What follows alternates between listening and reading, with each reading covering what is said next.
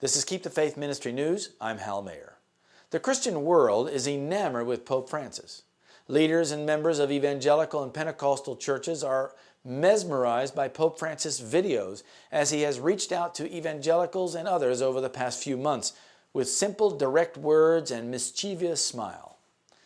Pope Francis is trying to bridge the gulf between American evangelicals and the Catholic Church and is getting a strong, positive reaction.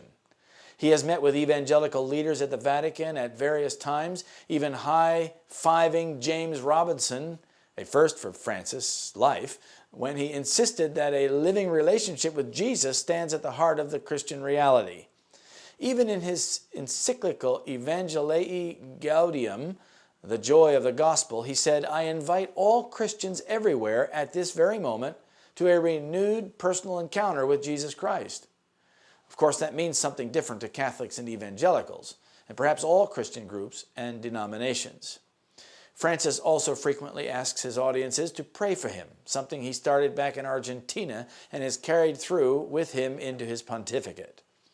Pope Francis has a genius for provocative symbolic gestures, like washing the feet of women and non-Christians, paying his own hotel bill in Rome, choosing to reside in the modest Casa Santa Marta, and driving tiny cars.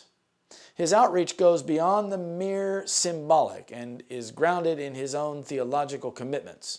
Catholics have been uncomfortable with the evangelical emphasis on accepting Jesus as my personal Lord and Savior because they fear it will lessen the mediatorial work of the Catholic Church. Though Pope Francis is certainly aware of this issue, he also believes that too much stress on theology of the Church can make Christian life abstract and institutional, something that evangelicals deplore. He also wrote, "It is impossible to persevere in a fervent evangelization unless we are convinced from personal experience that it is not the same thing to have known Jesus as not to have known him." In order to appeal to evangelicals then, Pope Francis has taken on the risk that he will be misunderstood by Catholics, and evangelicals lap it up. And Francis has an evangelical urgency in his bones. He is reaching out to evangelicals in a fervent attempt to unite them with Rome and remove any opposition to Rome's teachings and practices. He knows that if he leads with Rome's doctrines, it will merely become an intellectual debate. But if he leads with moral teaching, he will appear as fussy and puritanical. Therefore, in his appeal to evangelicals and other Christian groups, he emphasizes the lordship of Jesus Christ, language with which evangelicals viscerally resonate. He emphasizes joy in the gospel, whatever iteration of it you might choose, and pokes fun at Christians who don't have it. Christians who have turned into querulous and disillusioned pessimists, sourpusses, will never be successful evangelists, he said. So Pope Francis has dispensed with the preoccupation with the liturgy, doctrinal fussiness, and the emphasis on art, which makes the church like a museum piece.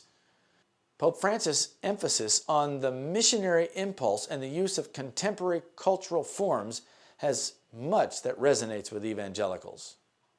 There are still theological differences, including the doctrine of justification, in spite of the late Tony Palmer's declaration to Pentecostal leaders that the Reformation is over because the Church has reformed, and that Catholics and evangelicals believe the same on justification. Pope Francis' evangelical drumbeat is making a huge difference in the attitude of evangelicals toward Rome, naive as they may be. His emphasis on the lordship of Jesus Christ and other innovations has caused them to trust him, even if they know deep down that Rome places a different meaning on doctrinal language than they do. Yet surprisingly, they are willing to unite with the Pope of Rome and pretend there is some sort of unity between them in order to be accepted by the Catholic Church.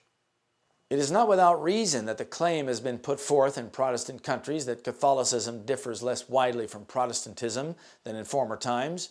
There has been a change, but the change is not in the papacy. Catholicism indeed resembles much of the Protestantism that now exists, because Protestantism has so greatly degenerated since the days of the Reformers. The Great Controversy, page 571. This is Keep the Faith Ministry News. Thank you for watching.